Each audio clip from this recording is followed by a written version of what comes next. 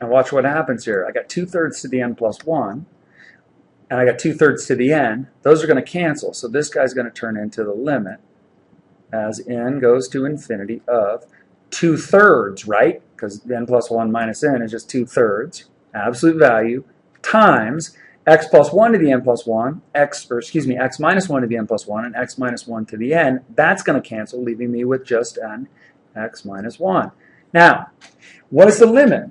Well, there's no n's. All my n's disappeared, luckily. It wasn't like the last one where I actually had to take a limit. This is kind of a nice one. So this just ends up being the absolute value of 2/3 times x minus 1.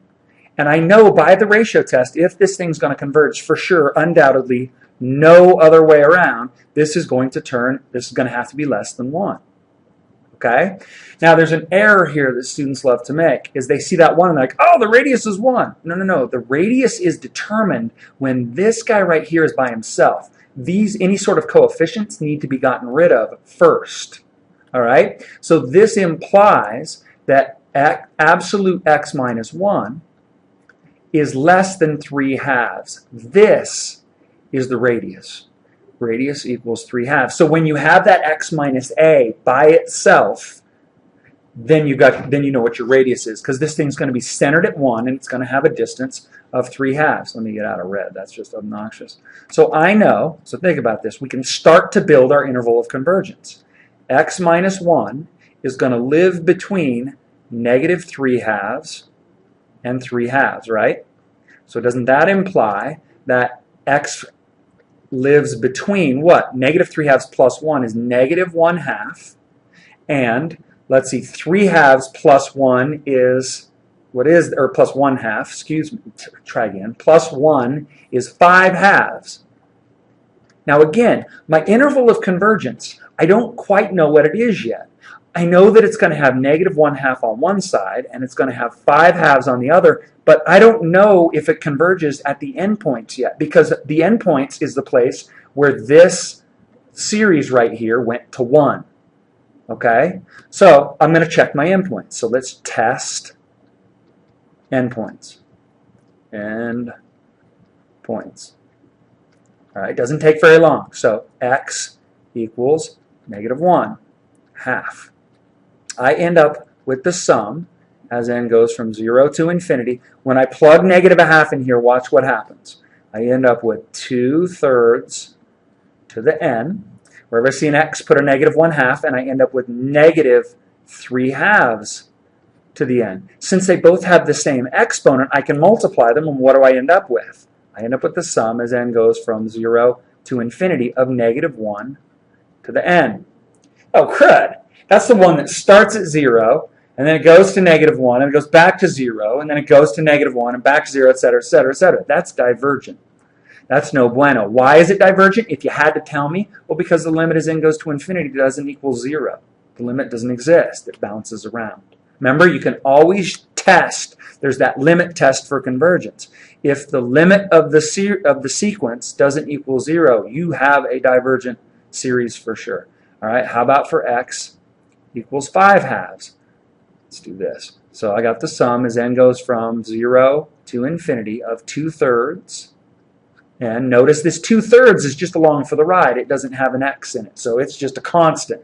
That's 2/3 to the n times, now let's do this in our head. 5/2 minus 1 is 3/2. 3/2 to the n. Oh goodness. This thing turns into the sum as n goes from 0 to infinity of 1 to the n. Well, this thing for sure diverges. This thing for sure diverges. So let's crank over here real quick. What does that tell us? It tells us the sum as n goes from 0 to infinity of 2/3 to the n times x minus 1 to the n has a radius of 3/2, and the interval of convergence is from negative 1/2 to 5/2, non-inclusive at both endpoints, because both endpoints diverge. Well, that's kind of groovy. Check that out. That's pretty cool. Now, let me do one more for you. Let me throw this one at you and see what you think. How about if I take the sum as n goes from 1 to infinity of, how about, let's just keep it simple. We're going to go x, let's go 10 to the n times x to the n over n factorial. Ooh. Now what's this thing going to do? 10 to the n is think about that. You're taking 10 times your numbers. That thing is going to get huge really, really fast. But remember, n factorial gets crazy as well. Let's see what happens. Let's just play. All right, so what we're going to do is we're going to find the radius, and we're going to find the interval. That's the whole point of this. I want to find the values of x such that when I stick those values in there, I converge. Okay, so here we go. By the ratio test, I take the limit as n goes to infinity of 10 to the n plus 1, x to the n plus 1, divided by n plus 1 factorial. Now, in my brain, I'm already thinking n plus 1 factorial is n plus 1 times n factorial. That's really helpful to think about it that way. And then I'm going to multiply, because dividing is the same as multiplying by the reciprocal. I'm going to multiply times n factorial divided by 10 to the n times x to the n, and let's see what happens. Of course, absolute values. Now again, n plus 1 factorial is n plus 1 times n factorial. So watch this. N factorials go away. 10 to the n and 10 to the n plus 1. Isn't this guy up here, let's change to my blue again, isn't this just 10 to the n times 10, right? So my 10 to the n is going to go away. And then x to the n plus 1 divided by x to the n is just x. So this thing turns into the limit as n goes to infinity of, we'll look close, I'm going to get 10x over n plus 1, aren't I? Make sure got the absolute value. Now something funky is going to happen here. Watch this. What is the limit as n goes to infinity? Well, it doesn't matter what x is, right? Because n gets to go to infinity. And I am picking an x. X is fixed, plugs in, makes a series, and then we determine if that series converges or diverges.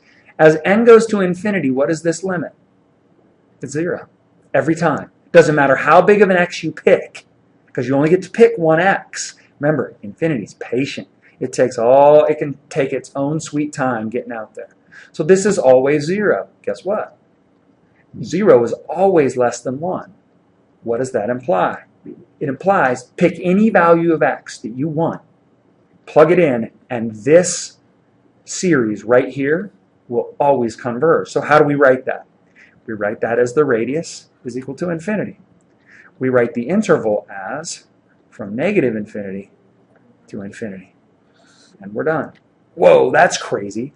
So we had a fixed interval here. We had an infinite integral here. What would happen, just real quick, and I'm almost done, you guys. What if I had the sum, as n goes from 1 to infinity, of n factorial times x to the n? Now think about this. So we go by ratio test, by RT.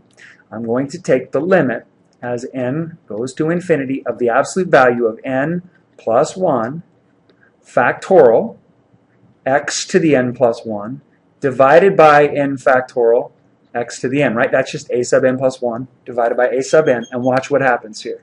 I get the limit as n goes to infinity by the exact same algebraic trickery. Look at this. N plus 1 factorial is n plus 1 times n factorial. So I end up with an n plus 1 on top times x to the n plus 1 divided by x to the n is just x. Again, x is fixed, right? X is fixed. You hand me an x, and then I create a series from it. As n goes to infinity, what happens? Well, this whole thing blows up and goes to infinity, which is never less than 1. Never. So what do? Is it always divergent? Does that imply that this series is always divergent? Kind of, except what about when x equals 0?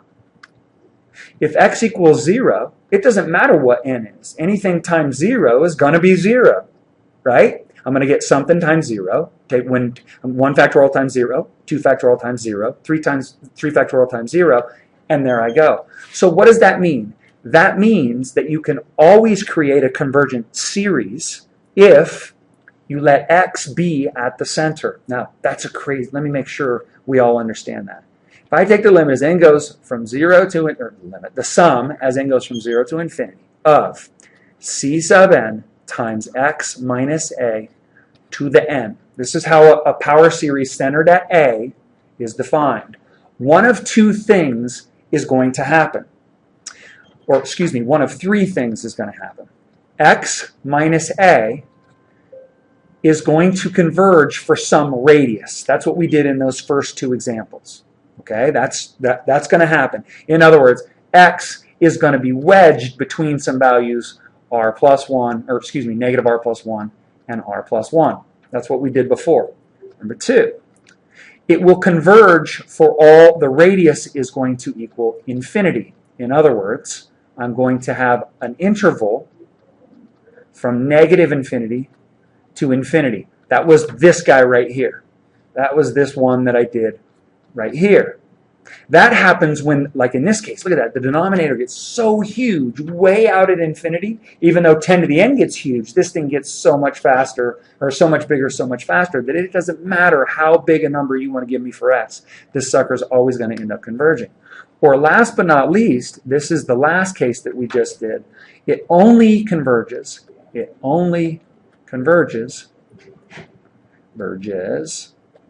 when x equals a. In other words, it only converges at its center. And that's what happened here. And the reason why is because n factorial, way out at infinity, gets out of hand big.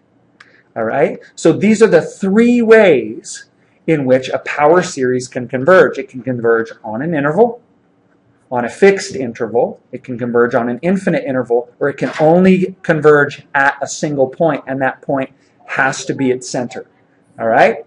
Play with it. You'll come to class, we'll play with these. We're going to spend lots of time with power series. They're super, super, for lack of a better word, powerful. I will see you tomorrow. Have a good day. Bye-bye.